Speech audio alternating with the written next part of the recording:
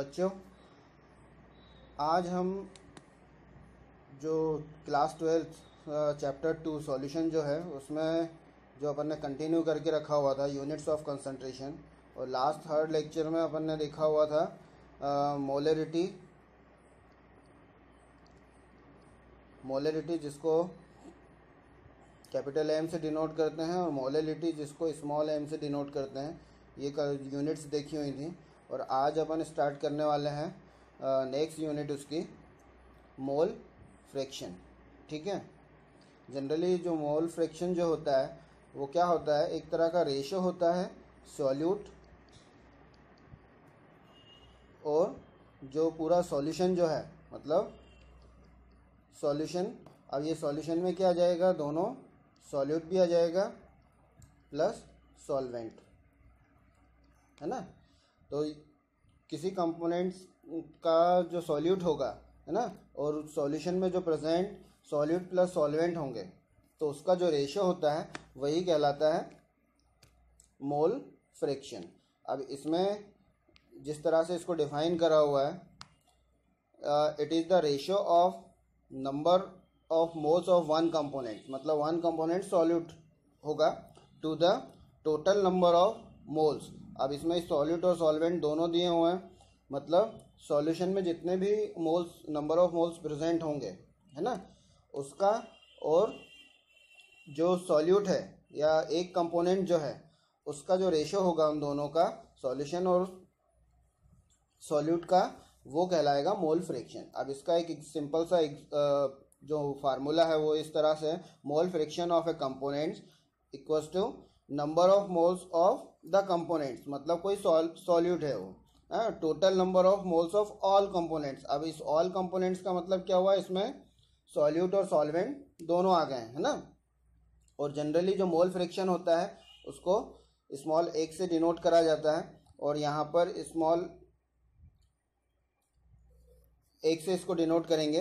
अब for example, जैसे कि आपने क्या लिया हुआ है, कोई बाइनरी, जनरली अपन जो सॉल्यूशन वाले चैप्टर में पढ़ रहे हैं तो बाइनरी सॉल्यूशन की बात कर रहे हैं, बाइनरी सॉल्यूशन जिसमें सॉल्यूट और सॉल्वेंट के लिए। ठीक है। अब यहाँ पर फॉर एग्जांपल मान लें कि एक कोई बाइनरी सॉल्यूशन है ए बी,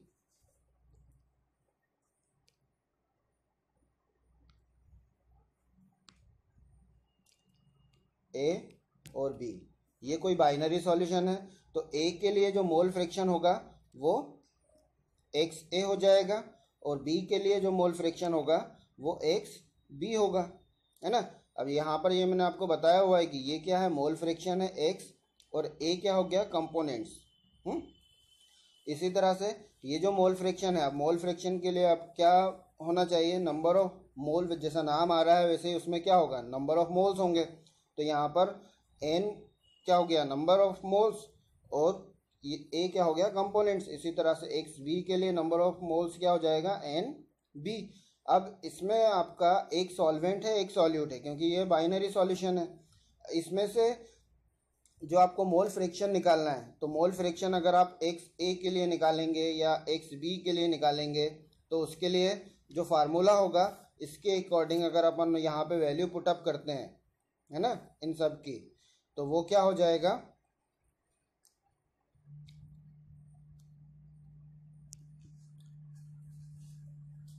तो जो वैल्यू पुटअप जो करेंगे अपन वो क्या है, जैसे फॉर एग्जांपल एक्स ए के लिए आपको लेना है ना, तो एक्स ए के लिए क्या होगा, एक्स ए इक्वल्स टू, इसके लिए number of mole N A थे upon total number of moles solution में, तो N A plus N B. तो ये जो मोल फ्रैक्शन किसका निकलेगा यहाँ पर, एक्स ए का, मतलब ए कंपोनेंट्स का। इसी तरह से अपन क्या कर सकते हैं, एक्स बी के लिए कर सकते हैं। तो एक्स बी के लिए क्या हो जाएगा, N B upon N B plus N A. तो यहाँ पर ये जो मोल फ्रैक्शन निकलेगा एक्स ए और एक्स बी दोनों के लिए अपन निकाल सकते हैं। इसी तरह से आप याद रखिएगा कि जो मोल फ्रैक्शन जो होता है वो mole fraction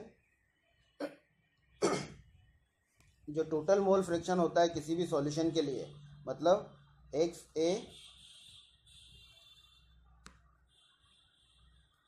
plus X B.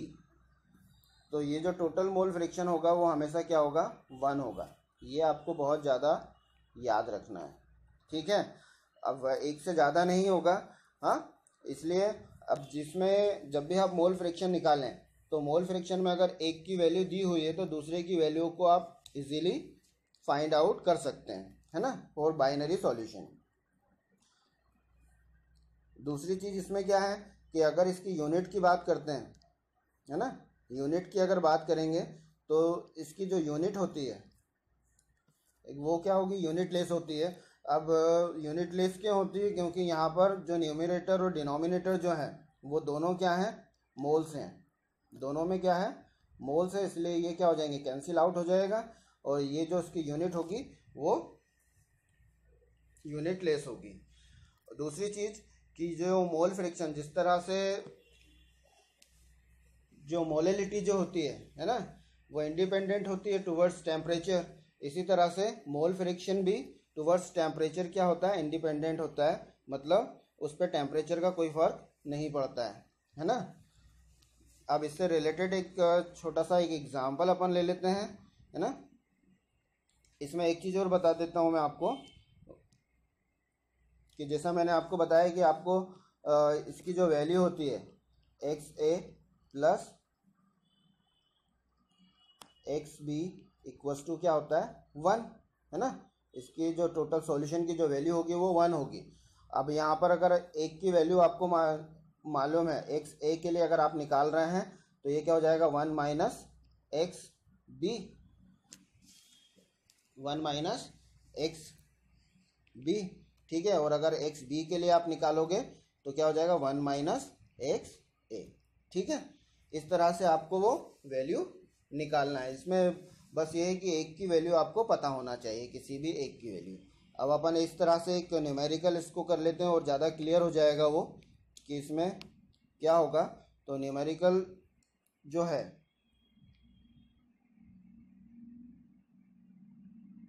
ये न्यूमेरिकल आया हुआ है, calculate the mole fraction of ethylene glycol in solution containing 20% of ethylene glycol. Ethylene glycol जो होता है वो जनरली ये जो फार्मूला लिखा हुआ है तो इसको आप इस तरह से लिख सकते हो, CH2OH CH2OH, है ना। तो ये इथिलीन ग्लाइकोल का फार्मूला होता है। अब ये जो सॉल्यूशन बना हुआ है उसमें 20% बाय मास लिया हुआ है ना। बाय मास मतलब वेट से के अकॉर्डिंग उसको लिया हुआ है। तो यहाँ पर अगर उसको कहें कि 20 ग्राम लिया हुआ है बाय वेट, है ना, तो वाटर कितना हो जाएगा, 80 ग्राम हो जाएगा, ठीक है ना।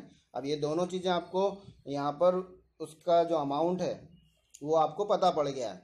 अब इसके अलावा दूसरी चीज़ क्या होगी इसमें, अगर सॉल्यूशन में देखें तो पहले तो आपको क्या निकालना है, नंबर ऑफ मोल्स निकालने के लिए मोलर मास की रिक्वायरमेंट होगी। जैसे नंबर ऑफ मोल्स के लिए मैंने बताया हुआ है weight of solute upon molar mass of solute, जो भी लिया हुआ है। तो उसी के अकॉर्डिंग जो इथिलीन ग्लाइकोल है उसका मोलर मास क्या हो जाएगा, यहाँ पर ये मोलर मास निकाला हुआ है और मोलर मास उसका क्या है, 62, ठीक है। 62 उसका मोलर मास है। तो इस तरह से मोलर मास जो निकला हुआ है वो सिंपल है। किस तरह से मोलर मास निकाला जाता है, जितने भी एटम्स किसी मॉलिक्यूल्स में प्रेजेंट होते हैं, है ना, तो उसका मॉलिकुलर मास से जितने नंबर ऑफ एटम प्रेजेंट होंगे उससे उसको मल्टीप्लाई करके सभी को ऐड कर देंगे आप तो उसका मोलर मास निकल जाएगा मॉलिक्यूल का, ठीक है। अब उसके बाद निकाला जाएगा इसका मोल्स ऑफ इथिलीन ग्लाइकोल। तो मोल्स ऑफ इथिलीन का मतलब वही नंबर ऑफ मोल्स है ना। तो नंबर ऑफ मोल्स के लिए ये क्या हो गया, 20 जो है वेट ऑफ सॉल्यूट हो गया और 62 क्या हो गया, मोलर मास ऑफ सॉल्यूट हो गया इथिलीन ग्लाइकोल का। और उसके अकॉर्डिंग यहाँ पर ये जो निकला हुआ है नंबर ऑफ मोल्स, इसको 0.322 इसका नंबर ऑफ मोल्स निकल गए। अब आपको वाटर का भी जो सॉल्वेंट है उसका भी नंबर ऑफ मोल्स निकालना है। तो 80 ग्राम, क्योंकि 20 ग्राम इथिलीन ग्लाइकोल था, रिमेनिंग अमाउंट जो बचा वो कितना हो गया, 80 ग्राम।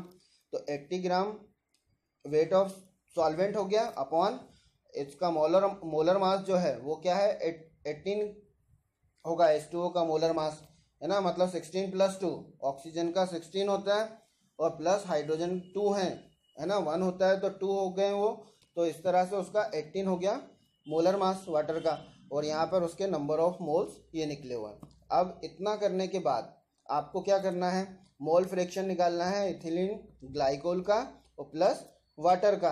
तो यहाँ पर जिस फार्मूला दिया हुआ है तो नंबर ऑफ मोल्स जो दिए हुए हैं सॉल्यूट के, और प्लस यहाँ पर नीचे वाले में क्या आ जाएगा, सॉल्यूट प्लस सॉल्वेंट, मतलब इथिलीन ग्लाइकोल और वाटर दोनों का।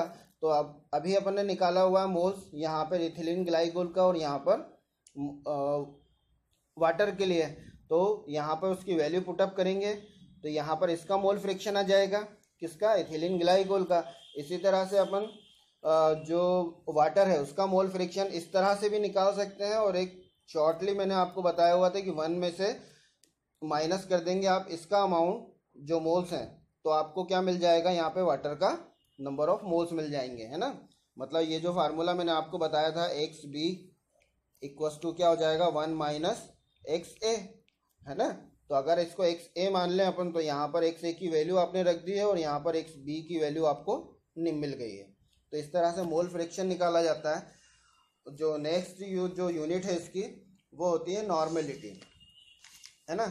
तो नॉर्मेलिटी जनरली जो होती है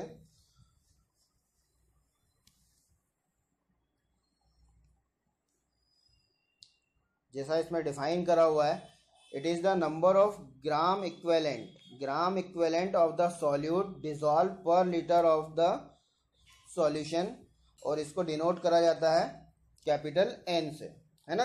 मतलब अगर डेफिनेशन के अकॉर्डिंग इसका फार्मूला देखें तो number of gram equivalent of solute हो गया, या upon volume of solution in litre. अब वही चीज़ जो लास्ट टाइम अपन ने मोलरिटी और मोलिलिटी में देखा हुआ है कि अगर ये लीटर में दिया हुआ है ना, एक फार्मूला तो इसका ये है, दूसरा फार्मूला जो है वो अगर ml में आप लेते हैं तो उसको आप किससे मल्टीप्लाई कर देंगे, 1000 से मल्टीप्लाई कर देंगे, ठीक है। जनरली जो फार्मूला यूज़ होता है वो ये वाला यूज़ होता है, और इसकी जो यूनिट होती है नॉर्मेलिटी, क्योंकि ग्राम इक्वेलेंट ले रहे हैं आप पर लीटर, तो वही इसकी यूनिट हो जाएगी ग्राम इक्वेलेंट पर लीटर। इन शॉर्ट उसको लिखा जाता है ग्राम इक्वेलेंट पर लीटर। और जो ग्राम इक्वेलेंट जो होता है यहाँ पर, जैसे ग्राम इक्वेलेंट जो निकाला जाता है, तो ग्राम इक्वेलेंट निकालने के लिए जनरली क्या होते हैं कि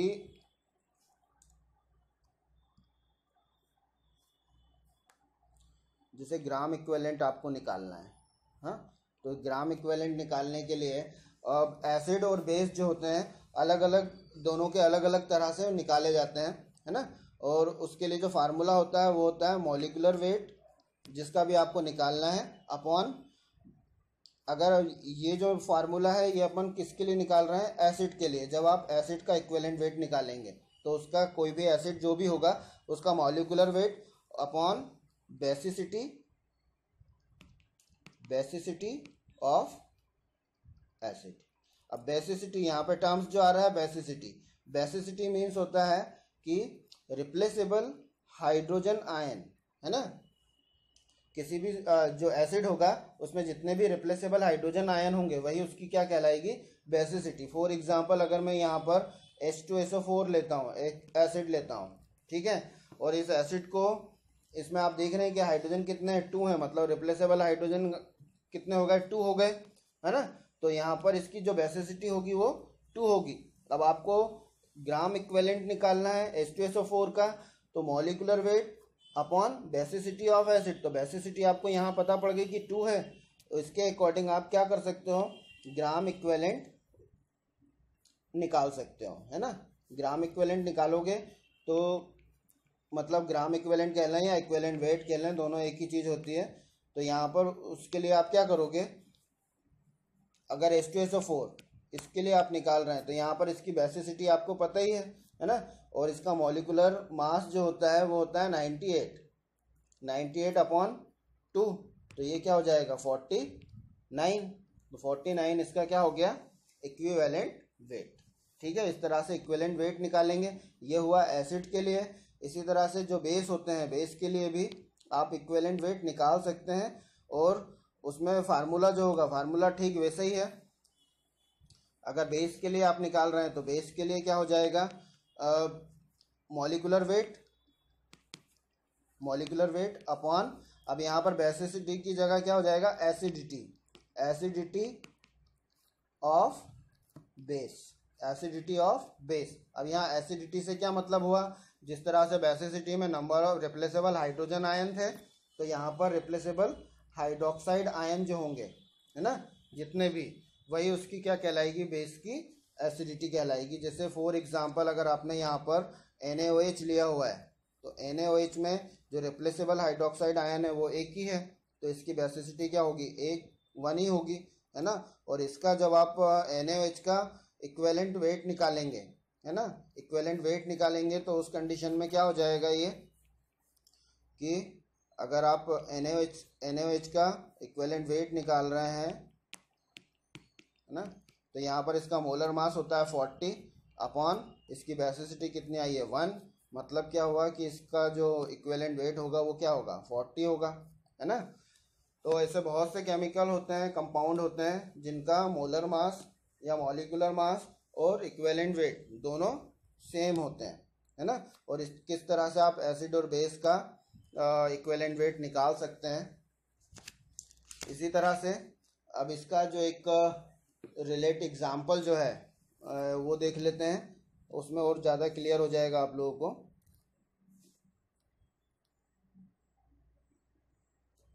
है ना।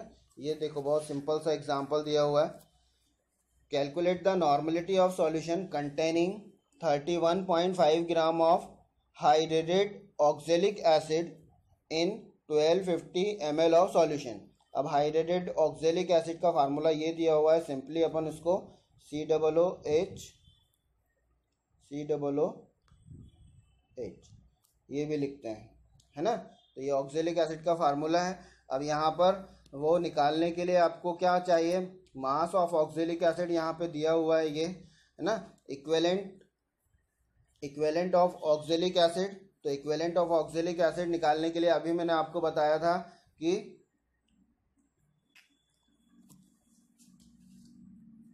यहाँ पर ये जो निकला हुआ है उसके पहले आपको क्या निकालना है, इसका इक्विवेलेंट वेट निकालेंगे। तो यहाँ पर ये जो इक्विवेलेंट वेट जो आया हुआ है वो कितना आया हुआ है, 63, और अमाउंट दिया हुआ है इसका सॉल्यूट का जो डेफिनेशन के अकॉर्डिंग वो ये दिया हुआ है ना, यही इसका फार्मूला होता है। और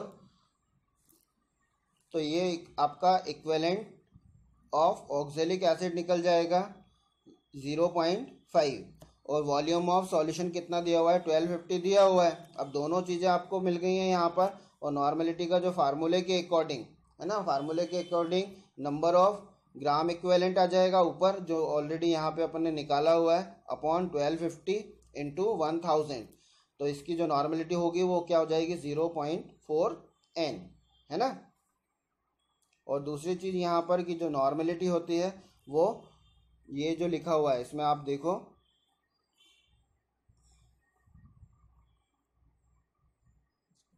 normality of A solution also changes with temperature, बहुत ज़्यादा इम्पोर्टेंट। हाँ, इसमें बहुत सारी चीज़ें मैंने बताई हैं आपको, यूनिट्स बताई हुई हैं कि कौन सी टेम्परेचर के साथ में वेरी करती है और कौन सी टेम्परेचर के साथ में वेरी नहीं करती है, ठीक है। तो ये यूनिट जो थी नॉर्मलिटी। इसके अलावा एक यूनिट और है जिसको कहा जाता है फॉर्मेलिटी, है ना। और इसमें यहाँ पर जो अपन देख रहे हैं कुछ मेजरमेंट या यूनिट्स दी हुई हैं, है ना, और उनको शॉर्टली डिफाइन करा हुआ है, तो इसको आप इजीली अच्छी तरह से उसको देख लेना, है ना, बहुत ज़्यादा इम्पोर्टेंट है, ये आपको काम आएंगी। हाँ, शॉर्टली दिया हुआ है इसमें। और इसी तरह से जो नेक्स्ट जो कंसंट्रेशन यूनिट जो है वो है फॉर्मेलिटी। फॉर्मेलिटी में कुछ भी नहीं है, जो फार्मूला मास जो होता है उसका, मतलब कोई भी कंपाउंड का जो फार्मूला मास होगा वही, उसको अगर आप पर लीटर में डिसॉल्व कर देते हैं तो वो कहलाता है फॉर्मल सॉल्यूशन, है ना, या उसको कहेंगे अपन फॉर्मेलिटी। और इसको कैपिटल F से डिनोट करा जाता है, कैपिटल F से इसको डिनोट करा जाएगा, ठीक है। और इसका जो फार्मूला होगा जिस तरह से डिफाइन करा हुआ है, number of formula mass of solute, मतलब फार्मूला मास जो कंपाउंड का फार्मूला मास होगा वो upon volume of the solution in litre, और जो सॉल्यूशन आपका बनेगा वो किस में बनेगा, इन लीटर बनेगा। ठीक है।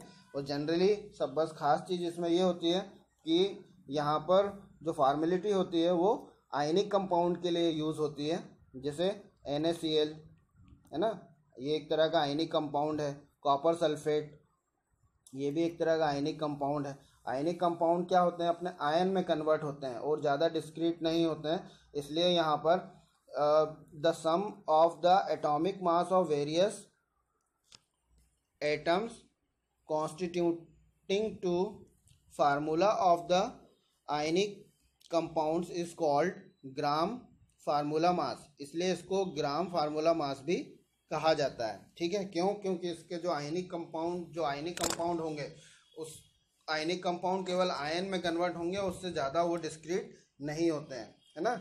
और ये जो यूनिट थी फॉर्मेलिटी, इसके अलावा इसमें डिफरेंट टाइप ऑफ यूनिट जो अभी अपन ने देखी, इससे ज़्यादा इसमें यूनिट नहीं है ना। और यहाँ पर जो दिया हुआ है ये फार्मूले दिए हुए हैं, ये अच्छी तरह से आप लर्न करना, है ना, बहुत ज़्यादा इम्पोर्टेंट है ये। आप जितने भी इसमें न्यूमेरिकल दिए होंगे कंसंट्रेशन बेसिस पर, उसके न्यूमेरिकल आप इजीली यहाँ पर इसके थ्रू कर सकते हो, तो बहुत ज़्यादा इम्पोर्टेंट है बेटा ये, इनको आप लोग अच्छी तरह से लर्न कर लेना, है ना। और at last subscribe the video, like and share. Thank you.